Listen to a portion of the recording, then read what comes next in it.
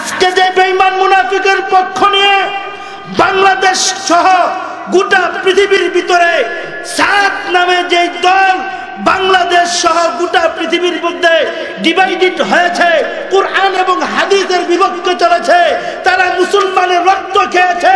খোদার কসম করে বলি, এই সমস্ত বেঈমানদেরকে আমরা আমাদের এলাকা সহ গোটা বাংলাদেশে থাকতে দিব না। কথা ঠিক কিনা বলে?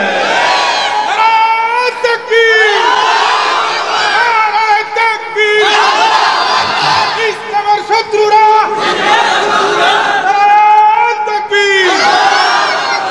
আজকে দেখেন এই নিঃস্বার্থ জনগণ তারা কি করতেছে, মানুষদেরকে দিনের দাওয়াত দিচ্ছেন। আজকে দিনের দাওয়াত দেওয়ার ক্ষেত্রে এই যে ছোট ছোট বয়স্ক মানুষ, যাদের কোনো কোরআন হাদিসের জ্ঞান নাই, এই মানুষগুলো তারা তিন চিল্লা লাগাইয়া ইসলামের পক্ষে তারা চলতেছে। আজকে তাদের ঘর বাড়ি সহ সর্ব অবস্থায় তারা দিনের পথে চলতেছে। এইটা কাফেরদের সহ্য হয় নাই। মুসলমানদের একটা পক্ষকে ক্রয় করে আজকে তাদের সাথে দ্বন্দ্ব লাগাই দেওয়ার কারণে বাংলাদেশের কাকরাইলের সহ এ বিশ্বে ইস্তেমা নিয়ে যে দল হয়ে গেছে সাতপন্থী আর জুবায়েরপন্থী। আমরা কোনো পন্থী বুঝি না, আমরা বুঝি কুরআন এবং হাদিস। কুরআন এবং হাদিসের বিপক্ষে যারাই কথা বলবে, হক্কানি মুসলমান কোনোদিন তাদের পক্ষে কোনোদিন রায় দিবে না এবং তাদেরকে কোনোদিন কৃতকার্য হতে দেবে না। কথা ঠিক কিনা বলে? আজকে আমরা বাংলাদেশের যে এলাকাতেই বসবাস করি না কেন, সাতপন্থীর যে সমস্ত লোকগুলো যেই এলাকাতে থাকবে, আমরা কোনো মসজিদেই তাদের কোনো কার্যক্রম করতে দিব না। মুসিবত না পাই যদি, মুসিবত না পাই যদি, করুণা তোমার কবরে হাসরে কি হবে আমার, কবরে হাসরে কি হবে আমার। মুসিবত না পাই যদি, মুসিবত না পাই যদি, করুণা তোমার কবরে হাসরে কি হবে আমার, কবরে হাসরে কি হবে আমার। তুমি তো দিয়েছো দেখিয়ে আলোর পথ, বলেছো সে পথে মিলবে রহমত। কেন যে ভুল পথে আমি, কেন যে ভুল পথে আমি চললাম জীবন ভর, কবরে হাসরে কি হবে আমার, কবরে হাসরে কি হবে আমার। মুসিবত না পাই যদি, মুসিবত না পাই যদি, করুণা তোমার কবরে হাসরে কি হবে আমার, কবরে হাসরে কি হবে আমার। কথা ঠিক কিনা বলেন? আলহামদুলিল্লাহ সুম্মা আলহামদুলিল্লাহ। বেনোয়ারচর ব্যাপারীপাড়া নুরানিয়া হাফিজিয়া মাদ্রাসা উদ্যোগে হাফেজ ছাত্রদের পাগড়ি প্রদান উপলক্ষে 20তম বার্ষিক ইসলামী মহাসম্মেলনের সম্মানিত সভাপতি জনাব মোহাম্মদ আবু মিয়া আকন্দ তুহিন সাহেব, প্রধান অতিথি আলহাজ সুলতান মাহমুদ বাবু সাহেব, সভাপতি উপজেলা বিএনপি ইসলামপুর ও সাবেক সংসদ সদস্য জামালপুর 2, উপদেষ্টা জনাব মোহাম্মদ আব্বাস আলী আকন্দ সাহেব, প্রধান বক্তা শেখুল হাদিস আল্লামা শাহ আহমদ শফি রাহিমাহুল্লাহ এর বিশিষ্ট খলিফা মুফতি গিয়াসউদ্দিন আল মাদানী সাহেব, শেখুল হাদিস দারুল উলুম মাদ্রাসা দক্ষিণ খান উত্তরা ঢাকা। দ্বিতীয় বক্তা সারা বাংলার আলোড়ন সৃষ্টিকারী বক্তা জগতের এক উজ্জ্বল নক্ষত্র, অত্যন্ত খুব ভালো আলোচনা করে থাকেন। আমি উনাকে ব্যক্তিগতভাবেই চিনি।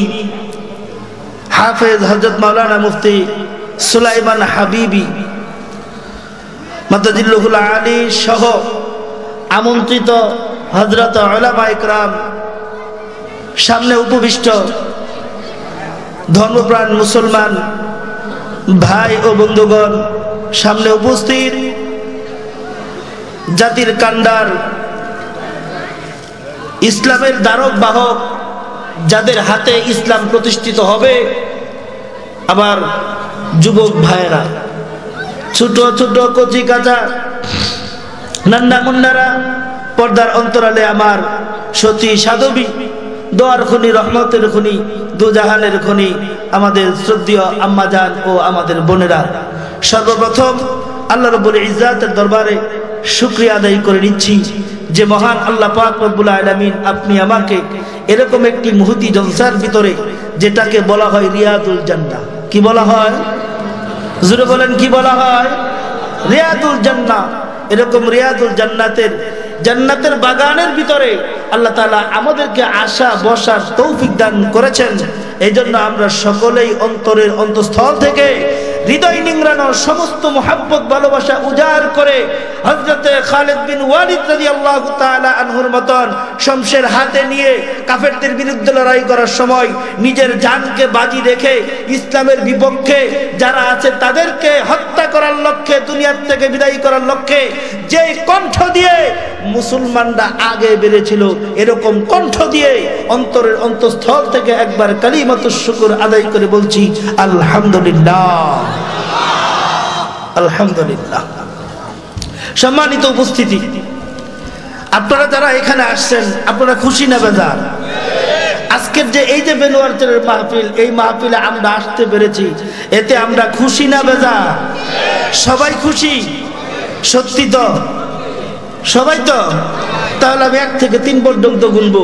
সামনের যে ফাঁকা জায়গাটা আছে, আমি দেখতে চাই ইসলামের জন্য কে খুশি আর কে বেজার, ইসলামের জন্য কে আগাইতে পারে, ইসলামকে সামনে রেখে গোটা দুনিয়ার বেঈমানদের বিরুদ্ধে লড়াই করার জন্য আমি দেখতে চাই আমার কোন মুসলমান ভাই সামনের দিকে আগায়। যে সামনের দিকে আগাবে, আল্লাহর রহমত তার দিকে আগাইবে। গণা শুরু করলাম, 1,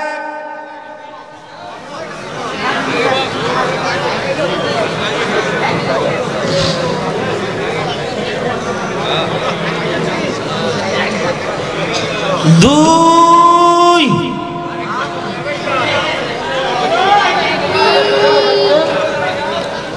যাক আলহামদুলিল্লাহ। 3 বলা লাগে নাই। আসলে আমাদের বেনুয়ারচরের মুসলমান যারা আছে তারা সকলে ইসলাম প্রিয়, সকলেই বলেন আলহামদুলিল্লাহ। সম্মানিত উপস্থিতি, আল্লাহ তাবারাক ওয়া তাআলার দরবারে লাখো কোটি শুকর যে আল্লাহ পাক রব্বুল আলামিন আপনি আমাকে এই দুনিয়ার ভিতরে সর্বোত্তম জাতি মুসলমান করে আল্লাহ তাআলা আমাদেরকে প্রেরণ করেছেন। বলেন আলহামদুলিল্লাহ। আল্লাহ তাআলা ইচ্ছা করলে আমাদেরকে কাফের, মুশরিক, বেঈমান, মুনাফিক তাদের ঘরে জন্ম দিতে পারত, কথা ঠিক কিনা বলেন? কিন্তু আল্লাহ তাআলা আমাদেরকে দয়া করছেন, মায়া করছেন, মহব্বত করছেন, বিদায় আল্লাহ তাআলা আমাদেরকে মুসলমানের ঘরে জন্মদান করেছেন। বলেন আলহামদুলিল্লাহ। আল্লাহ তাআলা আমাদেরকে অগণিত অসংখ্য নিয়ামত দান করেছেন, যে নিয়ামতের গণনা করে আমরা শেষ করতে পারবো না। আল্লাহ পাক রব্বুল আলামিন বলেন, ওয়া ইন তাউদ্দু নি'মাতাল্লাহ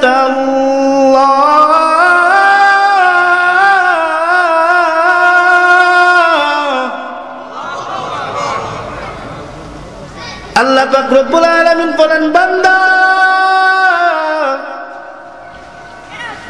আমি আল্লাহ পাক রব্বুল আলামিন তোমাদেরকে যত নিয়ামত দান করেছি, এই নিয়ামত গুলো যদি তোমরা 1 2 3 করে গণনা করতে যাও, লা তুহসুহা, আল্লাহ বলেন তোমরা গণনা করে শেষ করতে পারবে না। মুসলমান ভাইরা আমার, আল্লাহ পাক রব্বুল আলামিন আমাদেরকে কত নিয়ামত দান করেছেন। এই নিয়ামতগুলোর ভিতরে সবচাইতে বড় যে নিয়ামতটা আল্লাহ তাআলা আমাদেরকে দান করেছেন, ওই নিয়ামতটা হইল আল্লাহ আমাদেরকে শেষ নবীর উম্মত হিসাবে কবুল করেছেন। বলেন না আলহামদুলিল্লাহ।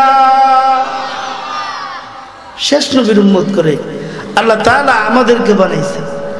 তাফসীরের কিতাবের ভিতরে আসছে যে আল্লাহ পাক রব্বুল আলামিন পূর্বে যতগুলো নবী পাঠাইছেন, এর মধ্যে কোরআনুল কারীমের মধ্যে প্রায় 25 জন নবীর নাম আল্লাহ তাআলা উল্লেখ করেছেন।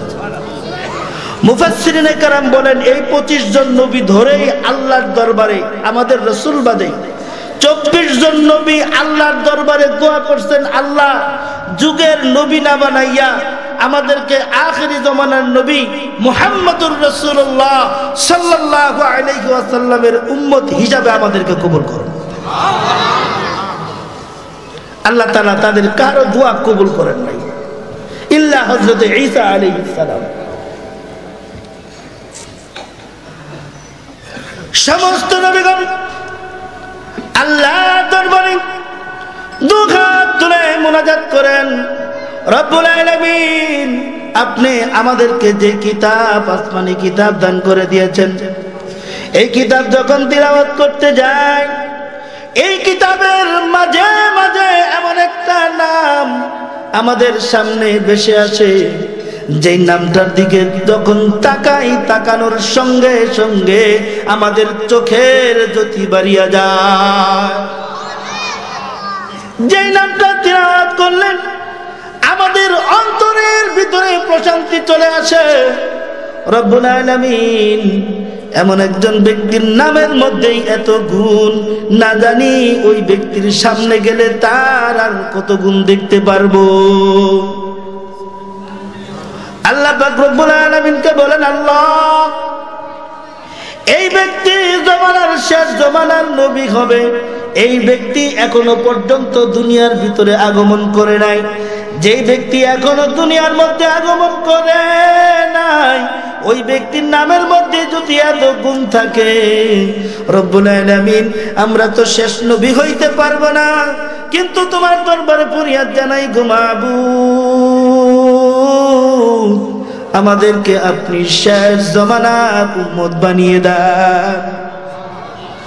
আল্লাহ পাক রব্বুল আলামিন কার দোয়া কবুল করেন নাই?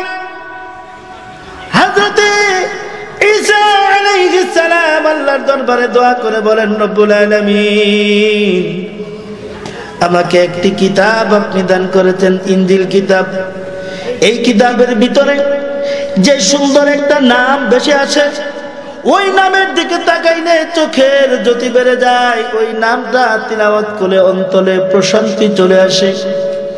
রব্বুল আলামিন তোমার দরবারে ফরিয়াদ জানাই, আমাকে তুমি শেষ নবীর উম্মত হিসাবে কবুল করে নাও। আল্লাহ পাক রব্বুল আলামিন হযরত ঈসা আলাইহিস সালামের দোয়া কবুল করলেন। হযরত ঈসা আলাইহিস সালামকে আল্লাহ আসমানে তুলে নিলেন। কিয়ামতের পূর্বে হযরত ঈসা দুনিয়ার মধ্যে আগমন করবেন, তখন নবী হিসাবে নয়, আমাদের নবী মুহাম্মদুর রাসূলুল্লাহ সাল্লাল্লাহু আলাইহি ওয়াসাল্লামের উম্মত হয়ে দুনিয়াতে আগমন করবে। আমরা আল্লাহর দরবারে কোনোদিন সুপারিশ করছিলাম? খায় আসেন নাই? সবাই খায় আসেন? দিকে তো কে কে খায় আসেন নাই? সবাই তো মোটামুটি খায় আসছেন, ঠিক না ভাই? মুসলমানের আওয়াজ কম হবে না বেশি হবে? জোরে বলেন, কম হবে না বেশি হবে? মুসলমান বাংলার জমিনের ভিতরে আজকে যে সমস্ত বেঈমান নাস্তিকেরা বাংলার মধ্যে ইসলামকে দ্বিখণ্ডিত করার জন্য বিভিন্ন প্রকারের চক্রান্ত করতেছে, তাদের বিরুদ্ধে আমরা যদি এখন সোচ্চার না হই, আর কখন সোচ্চার হবে? কথা ঠিক কিনা বলেন? সুতরাং মুসলমানের আওয়াজ এমন হবে, কাফের মুশরিক বেঈমান তাদের কণ্ঠ স্তব্ধ হয়ে যাবে। সুতরাং তাদেরকে দাবাইতে হইলে আমাদের শক্তিও লাগবে, সরাসরি গলার আওয়াজও লাগবে। আওয়াজ দিব তো ইনশাআল্লাহ। আল্লাহর দরবারে কোনোদিন দোয়া করছিলেন, আল্লাহ আপনি আমাদেরকে শ্রেষ্ঠ নবীর উম্মত বানান? কথা বলেন না কেন? দোয়া করছিলেন না? কোনোদিন দোয়া করি নাই। কিন্তু আল্লাহ পাক রব্বুল আলামিন আমাদের কপালটাকে আল্লাহ চমকাই দিয়েছেন।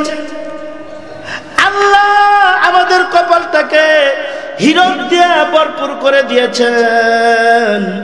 আমরা আল্লাহর কাছে দোয়া করি নাই, বিনা দোয়ায় আল্লাহ আমাদেরকে শেষ নবীর উম্মত হিসাবে পরিগণিত করেছেন। এই শেষ নবীর উম্মতের মর্যাদা আল্লাহ তাআলা এত পরিমাণে বেশি দান করেছেন, এত পরিমাণে বেশি দান করেছেন। রাসূল করিম সাল্লাল্লাহু আলাইহি ওয়াসাল্লাম বলেন, আমার উম্মত যতক্ষণ পর্যন্ত আল্লাহর জান্নাতে প্রবেশ না করবে ততক্ষণ পর্যন্ত অন্য কোন নবীর উম্মত আল্লাহর জান্নাতে প্রবেশ করতে পারবে না।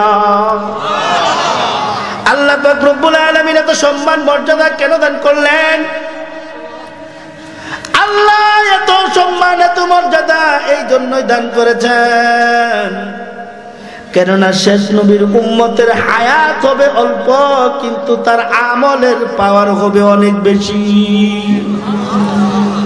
শেষ নবীর উম্মত নিজের জান মাল তার রাসূলের জন্য উৎসর্গ করে দিবে, যেটা ইতিপূর্বে যত নবী আগমন করেছেন তাদের নবীগুলোর ভিতরে এরকম কোন, তাদের উম্মতের ভিতরে এমন কোন বৈশিষ্ট্য খুব কম ছিল।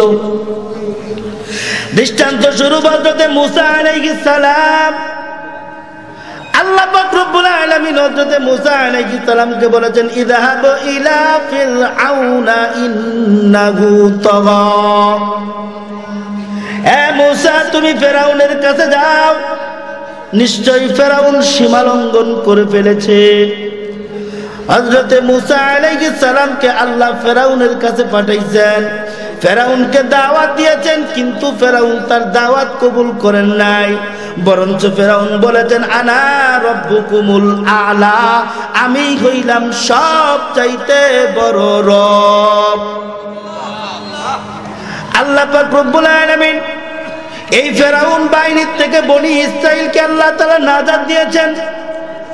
আল্লাহ তাআলা কুরআনুল কারীমের মধ্যে জানায়া দিয়েছেন, وَإِذْ نَجَّيْنَاكُمْ مِنْ آلِ فِرْعَوْنَ يَسُومُونَكُمْ سُوءَ الْعَذَابِ।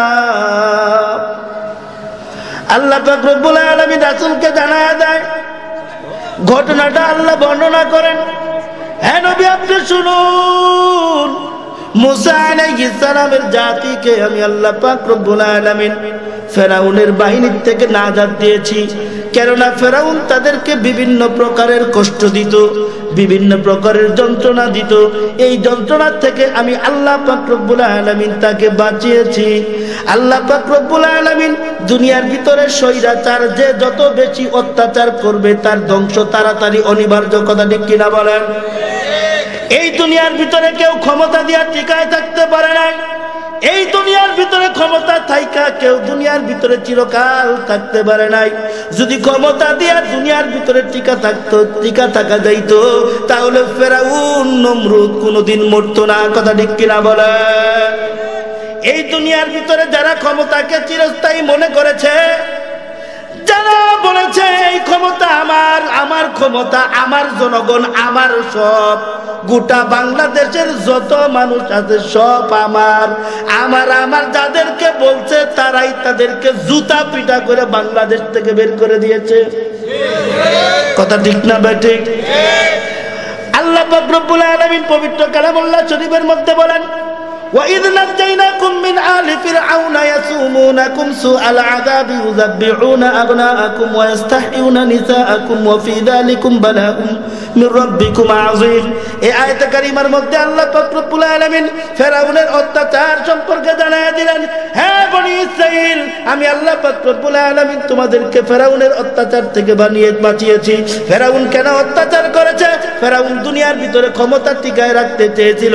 ফেরাউন দুনিয়ার ভিতরে সারা সারা জীবন সে ক্ষমতাধর হয়ে রাজ্যের সমস্ত ক্ষমতা তার হাতে রেখে নিজেকে চালাক মনে করে মানুষের সামনে নিজের অস্তিত্ব টিকায় রাখতে চেয়েছে।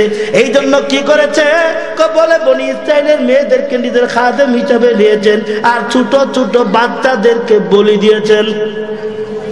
কথা বলেন, ছোট ছোট বাচ্চাদেরকে কি দিয়েছেন? জবে করেছেন, জিন্দা কবর দিয়েছেন, হত্যা করে ফেলেছেন ছেলেদেরকে। আজকে ফেরাউন নিজের ক্ষমতাকে টিকিয়ে রাখার জন্য এই বাচ্চাদেরকে হত্যা করেছে।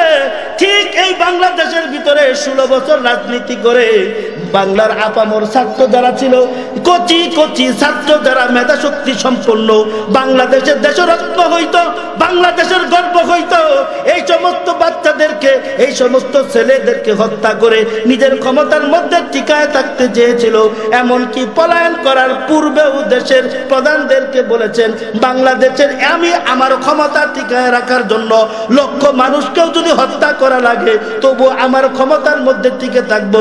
আমার আল্লাহ পাক রব্বুল আলামিন ফরমান, ওই দুনিয়ার বেঈমান, ক্ষমতা টিকিয়ে রাখার জন্য আজকে তুই বাংলার মুসলমানদেরকে হত্যা করতে যাস। ফেরাউন যেরকম হত্যা করতে চেয়েছিল, আমি আল্লাহ পাক রব্বুল আলামিন ফেরাউনকে পানির মধ্যে চুবাইয়া মেরেছি, নমরুদকে জুতার বাড়ি খাওয়াইয়া দুনিয়ার ভিতরে অপমানিত, লাঞ্ছিত, বঞ্চিত করে তাদেরকে দুনিয়ার থেকে বিদায় করেছি।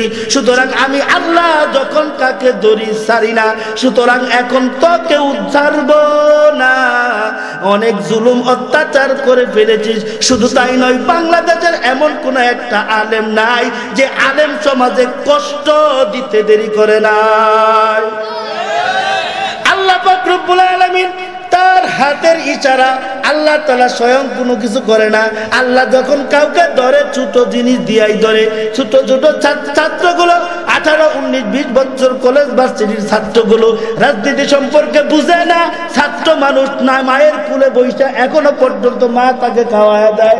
এমন বাচ্চাগুলো যখন দেশের অত্যাচার, নির্যাতন, নিপীড়ন দেখে ফেলেছে, তখন আর তারা সহ্য করতে পারে নাই। আমার আল্লাহ এই ছোট ছোট বাচ্চাদের ক্ষমতার বলে, তাদের আন্দোলনের বলে, তাদের আল্লাহ পাক রব্বুল আলামিন এমন একটা শক্তি দিয়েছেন, যার শক্তির সাথে গোটা বাংলাদেশের সমস্ত উলামায়ে কেরামের দোয়ার মিশ্রিত।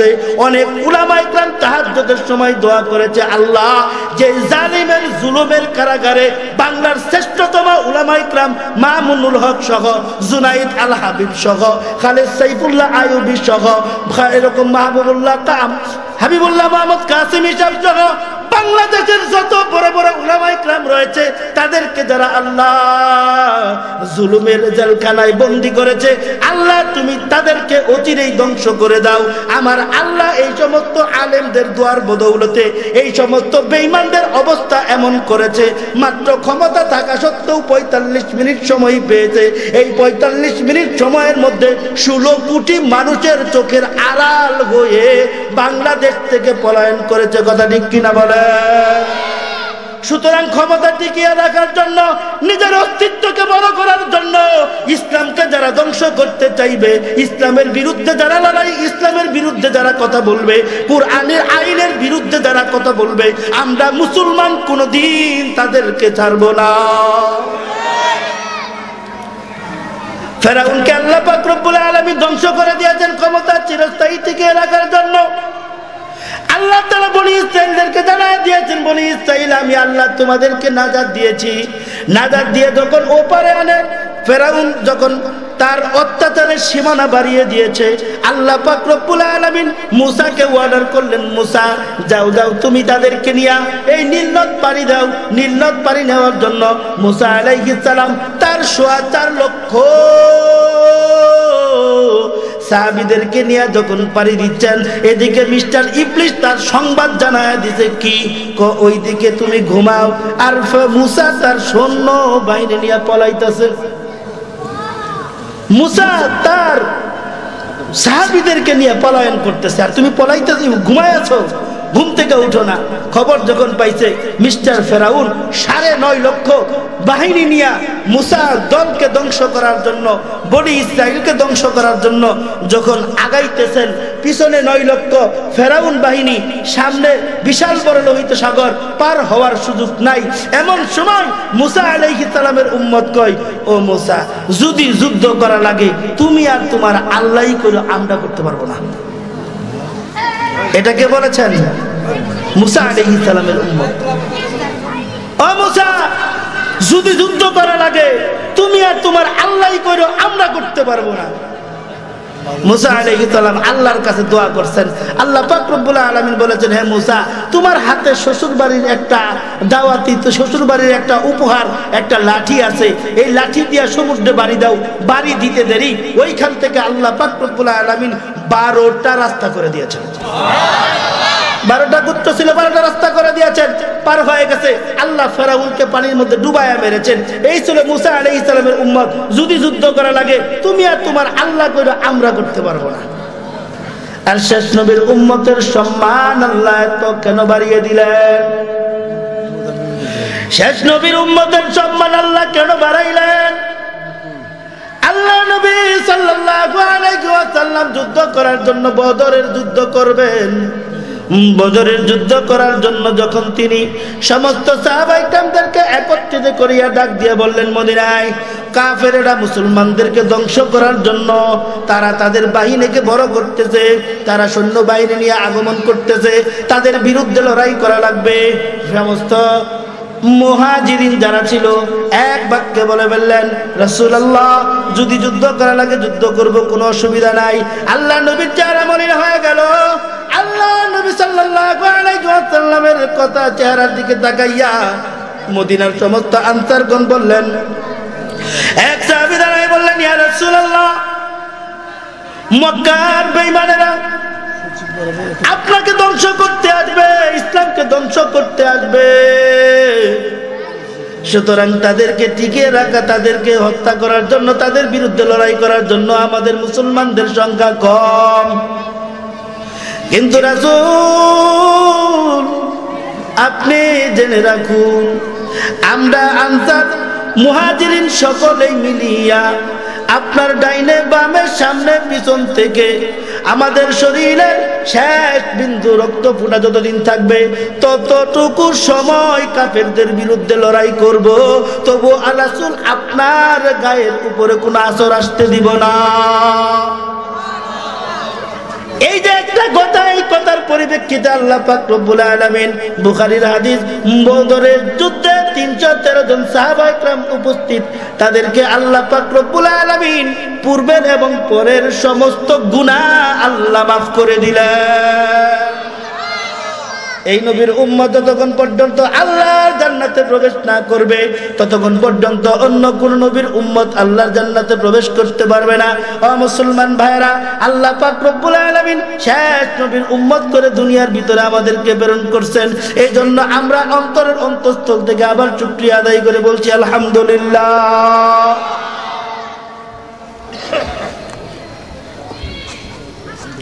সম্মানিত উপস্থিতি, আমি আপনাদের সামনে পবিত্র কালামুল্লাহ শরীফ থেকে 2খানা আয়াত তিলাওয়াত করেছি। সেই আয়াতকে সামনে রেখে আমি অল্প সময় আলোচনা করব ইনশাআল্লাহ। আল্লাহ যদি তৌফিক দান করে। আমি বললাম, আল্লাহ পাক রব্বুল আলামিন পবিত্র কালামুল্লাহ শরীফের মধ্যে বলেন, কুনতুম খায়রা উম্মাতিন উখরিজাত লিন-নাস,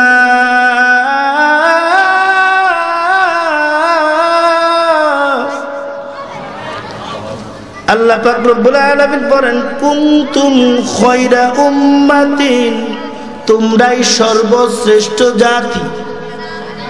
আল্লাহ তাআলা আমাদেরকে সর্বশ্রেষ্ঠ জাতি বলেছেন। সর্বশ্রেষ্ঠ কাকে বলা হয়? সবার চাইতে সেরা যিনি, সর্বশ্রেষ্ঠ তিনি, সর্বশ্রেষ্ঠ নবী, সর্বশ্রেষ্ঠ কিতাব, সর্বশ্রেষ্ঠ কিতাব বহনকারী, সর্বশ্রেষ্ঠ উম্মত। আল্লাহ পাক রব্বুল আলামিন বলেন, কুনতুম খায়রা উম্মাতিন উখরিজাত লিন-নাস, তোমরাই সর্বশ্রেষ্ঠ জাতি, তোমাদেরকে বের করা হয়েছে মানুষের কল্যাণের জন্য। কার জন্য? জোরে বলেন কার জন্য? মানুষের কল্যাণের জন্য। যারা মানুষের কল্যাণ করে তাদেরকে সমাজে মানুষ ভালোবাসে না বাসে না? জোরে বলেন ভালোবাসে না বাসে না?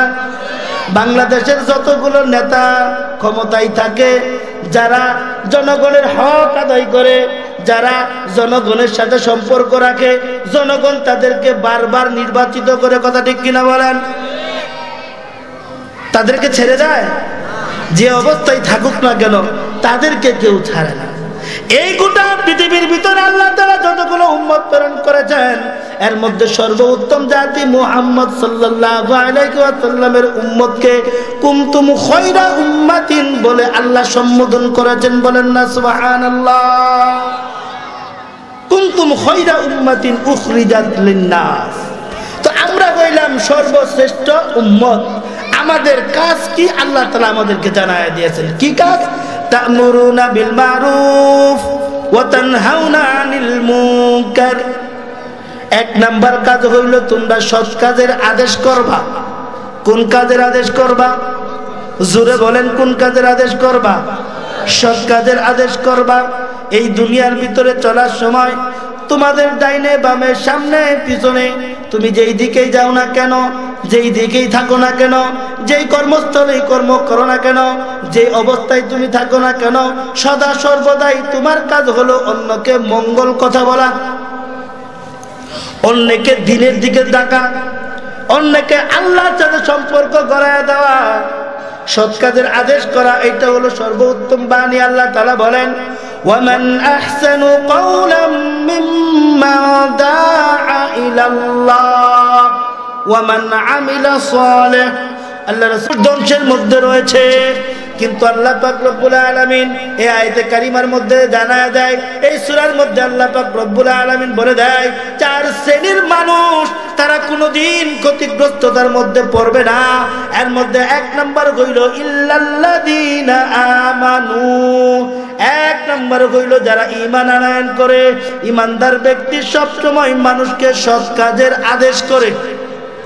ঈমানদার ব্যক্তি সবসময় মানুষকে কোন কাজে আদেশ করে? জোরে বলেন কোন কাজে আদেশ করে? সৎ কাজে আদেশ করে।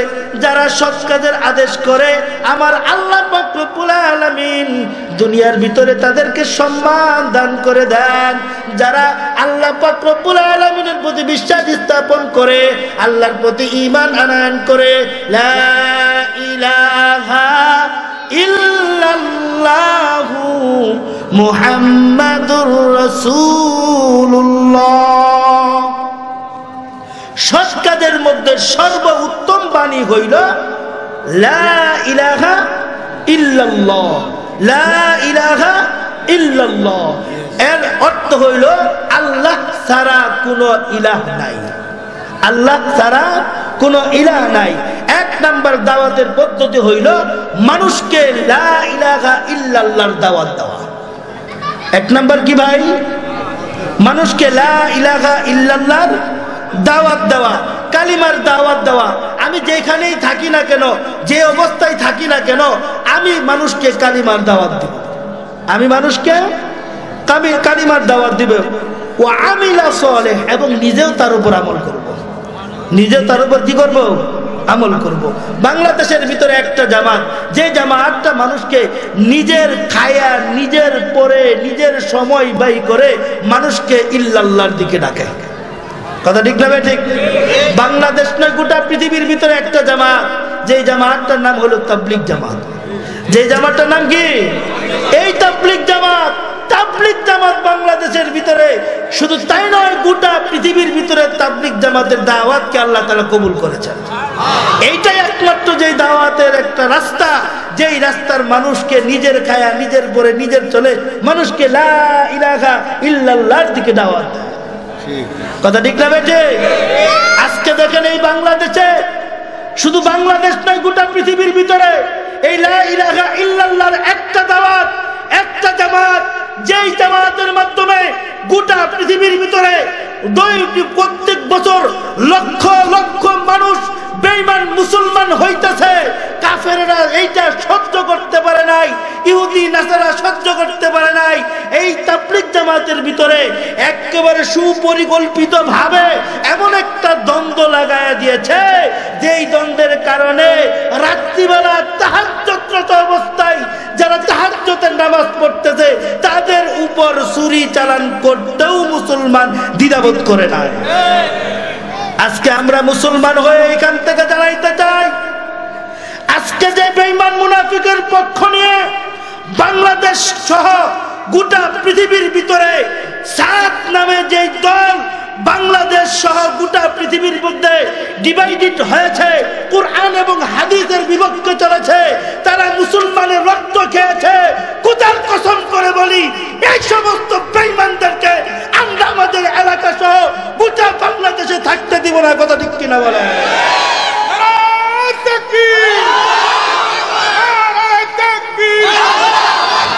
ইসলামের শত্রুরা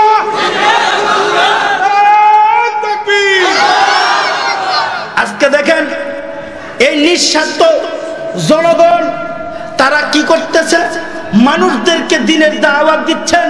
আজকে দিনের দাওয়াত দেওয়ার ক্ষেত্রে এই যে ছোট ছোট বয়স্ক মানুষ, যাদের কোনো কোরআন হাদিসের জ্ঞান নাই, এই মানুষগুলো তারা তিন চিল্লা লাগাইয়া ইসলামের পক্ষে তারা চলতেছে।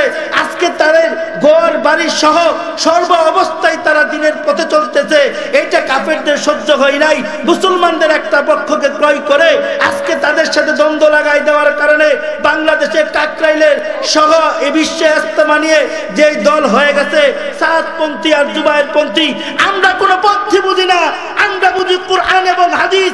কুরআন এবং হাদিসের বিপক্ষে যারাই কথা বলবে, হক্কানি মুসলমান কোনোদিন তাদের পক্ষে কোনোদিন রায় দিবে না এবং তাদেরকে কোনোদিন কৃতকার্য হতে দেবে না। কথা ঠিক কিনা বলেন? আজকে আমরা বাংলাদেশের যে এলাকাতেই বসবাস করি না কেন, সাতপন্থীর যে সমস্ত লোকগুলো যেই এলাকাতে থাকবে, আমরা কোনো মসজিদেই তাদের কোনো কার্যক্রম করতে দিব না। সুতরাং মুসলমান, আমি যে আয়াতটা বলেছি, তোমরাই সর্বশ্রেষ্ঠ জাতি, তোমাদেরকে মানুষের কল্যাণের জন্য বের করা হয়েছে, তোমরা মানুষকে সৎ কাজের আদেশ করবা। 2 নাম্বার হইল অসৎ কাজ থেকে বিরত রাখবা। অসৎ কাজ থেকে বিরত রাখবা। আজকে দেখেন এই গোটা বাংলাদেশের ভিতরে গত যে বছর অতিবাহিত হয়েছে, এরপরে এই বছরে 5ই আগস্টের পরে গোটা বাংলাদেশে অধিক পরিমাণে এই যে দিনের দাওয়াতের নিরলস মানুষ কাজ করে যাচ্ছে, ওলামায়ে কেরাম মানুষদেরকে দিনের দাওয়াত দিয়ে যাচ্ছে। আল্লাহর কসম করে বলি, আর বেশি দিন দূরে নয়, বাংলাদেশের ভিতরেও ইসলাম আল্লাহ তাআলা হুকুমতকে কায়েম করে দিবেন। কথা ঠিক কিনা বলেন? সুতরাং আমরা সদা সর্বদাই ইসলামের পক্ষে থাকবো তো ইনশাআল্লাহ। আল্লাহ পাক রব্বুল আলামিন আমাদেরকে সদা সর্বদা ইসলামের পক্ষে থাকার তৌফিক দান করুক, সকলে বলি আমিন। সুতরাং মুসলমান, আমি বলতেছিলাম আল্লাহ পাক রব্বুল আলামিন আমাদেরকে বলেছেন সৎ কাজের আদেশ করো, অসৎ কাজ থেকে বিরত রাখো। যারা সৎ কাজের আদেশ করবে, অসৎ কাজ থেকে বিরত রাখবে, তাদের গুণ হলো 4টা। তাদের গুণ কয়টা? সংক্ষিপ্ত আকারে শেষ করে দিচ্ছি। তাদের গুণ হলো 4টা। এর মধ্যে একটা হলো ইল্লাল্লাযীনা আমানু। 1 নাম্বার হলো যারা ঈমান আনয়ন করেছেন। 2 নাম্বার হইল ওয়া আমিলুস সালিহা, নেক আমল করেছেন। নেক আমলের ভিতরে নামাজ, রোজা, হজ, যাকাত, মুআমালা, লেনদেন সবকিছু ইসলামের কোরআন এবং হাদিস অনুযায়ী হবে। ওয়া তাওয়াসাউ বিল হাক্কি, আর এইখানে হক পথে চলবে, হকের ওসিয়ত করবে, মানুষদেরকে সত্যের পথে আনবে। ওয়া তাওয়াসাউ বিস সবরি, এবং মানুষ নিজে তার প্রত্যেকটা কাজের উপর সে সবর ধারণ করবে। তার মুসিবত আসলে সে ধৈর্য ধারণ করবে। তার মুসিবত আসলে আল্লাহর সাথে মুতাবাজ্জহ হবে, দুনিয়ার কোনো মানুষের দিকে সে চাইবে না। যারা এই দিনের পথে এইভাবে যারা চলবে, এই 4টা গুণ যাদের মধ্যে থাকবে, আল্লাহ বলেন ওয়াল আসর, আসরের কসম খেয়ে আল্লাহ তাআলা বলছেন ইন্নাল ইনসানা লাফি খুসর, গোটা পৃথিবীর সমস্ত মানুষ ধ্বংসশীল। এর মধ্যে থেকে 4 শ্রেণীর মানুষ বেঁচে যাবে। 1 নাম্বার হলো ঈমান আনয়ন করেনেওয়ালা, 2 নাম্বার হলো ঈমানের সাথে আমল করেনেওয়ালা, 3 নাম্বার হইল সৎ কাজের আদেশ দেওয়ালা, 4 নাম্বার হইল অসৎ কাজ থেকে বিরত রাখা, অর্থাৎ ধৈর্য ধারণ করা। এই ধৈর্য ধারণ করা বলতে বুঝাইছে যে মানুষকে অসৎ কাজে দাওয়াত দিতে গেলে অনেক সময় তোমার উপর বাধা আসতে পারে, অনেক সময় তোমাকে মারার চেষ্টা করবে। ভয় পাইলে চলবে না। ভয় দিয়া কোনোদিন ইসলাম ইসলামকে ঠেকানো যায় না। মুসলমান প্রকৃত মুসলমান কোনোদিন ভয় পায় না, কথা ঠিক কিনা বলে? যদি ভয় পাইতো মামুনুল হকের মতন ব্যক্তি জেলখানার থেকে তার জন্য আশা ব্যাপার ছিল না, কিন্তু সত্যের পথে থেকে এমন পরিমাণে মার খাইছে, কমর নিয়ে ঠিক মতো উঠতে পারে নাই, জালেমের জুলুমে থাকছে, তো আল্লাহ তার ঈমানকে বাড়াইয়া দিয়েছেন। আল্লাহ তার ঈমানকে কি করেছেন? তাকে নারী কেলেঙ্কারি, নির্যাতন, বিভিন্ন প্রকারের তাকে অপবাদ দেওয়া হয়েছে। এই অপবাদে গোটা বাংলাদেশের কোন মুসলমানের অন্তরে তার সম্মান কমে নাই, বরঞ্চ তার সম্মানকে আল্লাহ তাআলা বাড়ায়া দিয়েছেন। কথা ঠিক কিনা বলেন? যারা তাদের বিরুদ্ধে কথা বলেছে, আল্লাহ তাদেরকে বাংলাদেশ থেকে বর্ডার বার করে দিয়েছেন।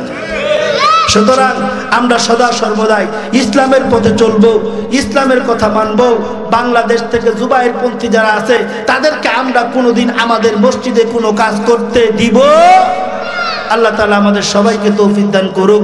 ওয়া আখির দাওয়ানা আলহামদুলিল্লাহি রাব্বিল আলামিন। আসসালামু আলাইকুম ওয়া রাহমাতুল্লাহি ওয়া বারাকাতুহু।